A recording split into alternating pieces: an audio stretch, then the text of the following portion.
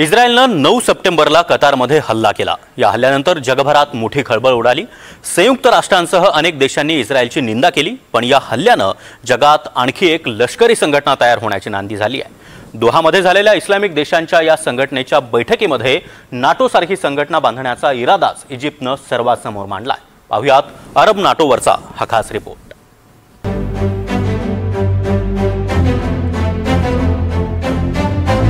युरोपातील नाटो सारखाच मध्य आशियातही नाटोचा घाट।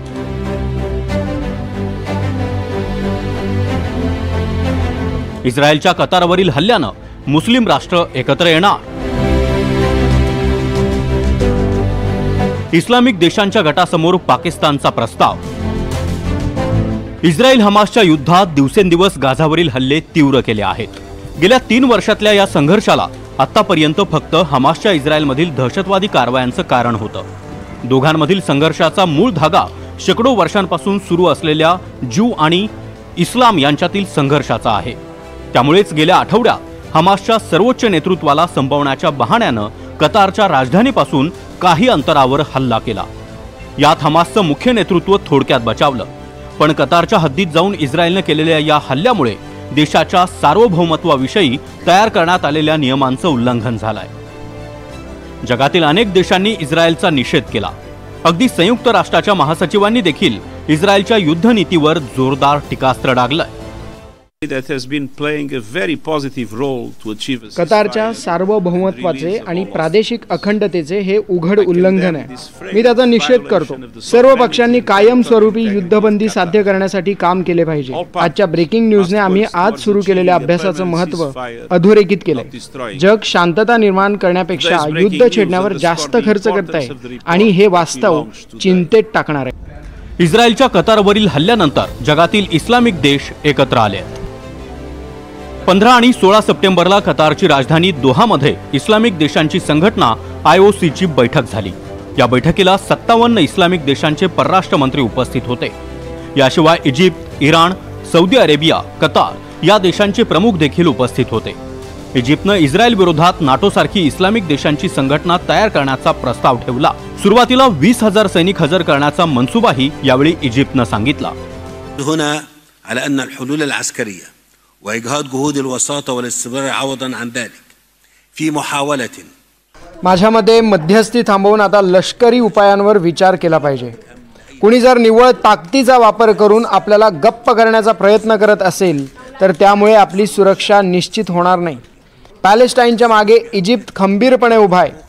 त्यांच्या स्वतःच्या ओळखीसाठी त्यांनी चालवलेल्या संघर्षाशी आम्ही सहमत आहोत। इस्रायलने त्यांची जमीन बळकावण्याचा सुरू केलेला प्रयत्न अत्यंत निंदनीय आहे। आंतरराष्ट्रीय कायद्यांचं सरळ उल्लंघन आहे। इस्रायलच्या या कृत्यांचा निषेध झालाच पाहिजे।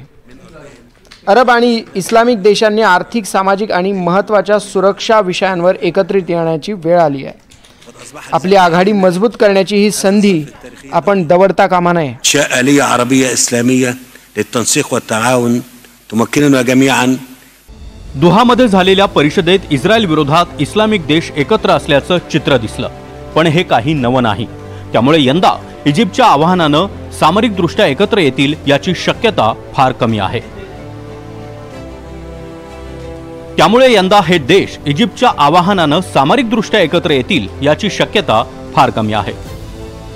ज्या प्रकारे नॉर्थ अटलांटिक ट्रीटी ऑर्गनायझेशन म्हणजेच नाटोच्या माध्यमातून कलेक्टिव्ह सिक्युरिटी क्लॉज आहे, म्हणजेच नाटोच्या कुठल्याही सदस्य राष्ट्रावर हल्ला झाला तर तो हल्ला हा संपूर्ण नाटो सदस्य राष्ट्रांवर झाला असं मानलं जाईल आणि त्या अनुषंगानं सर्वच नाटो सदस्य राष्ट्र ही त्यांच्या दुश्मन राष्ट्रांवर तुटून पडतील। त्याबरोबर डिफेन्स डीलच्या माध्यमातून इस्लामिक थ्रेड म्हणजेच वेगवेगळ्या प्रकारच्या इस्लामिक राष्ट्रांशी संधान बांधतोय आणि याच्याच माध्यमातून भविष्यामध्ये इस्लामिक राष्ट्र विरुद्ध गैर इस्लामिक राष्ट्र अशा प्रकारचं एक ध्रुवीकरण झालं तर आपल्याला आश्चर्य वाटू नये आणि याचाच भविष्यामध्ये जगाच्या सुरक्षिततेवर खूप मोठा एक प्रकारे प्रभाव पडू शकतो।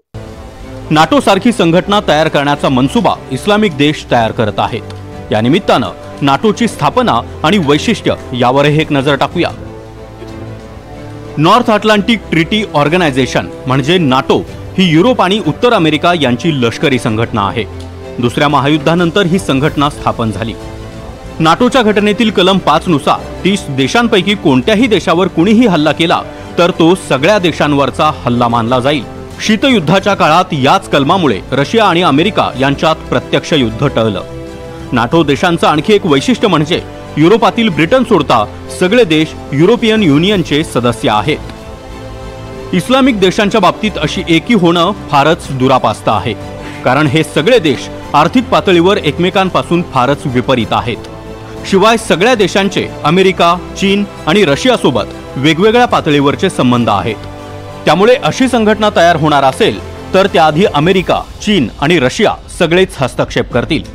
त्यामुळे अशा संघटनेमुळे इस्रायलच्या आक्रमकतेला आळा बसेल याची शाश्वती देणं कठीण आहे। इस्रायलच्या आक्रमकतेला त्यांच्या स्थानिक राजकारणाची देखील किनार आहे। त्यामुळे नेत्यानाहूंची युद्धखोरी थांबवण्यासाठी अशी इस्लामिक देशांची लष्करी संघटना कितपत उपयुक्त ठरेल याबाबत शंका आहेत।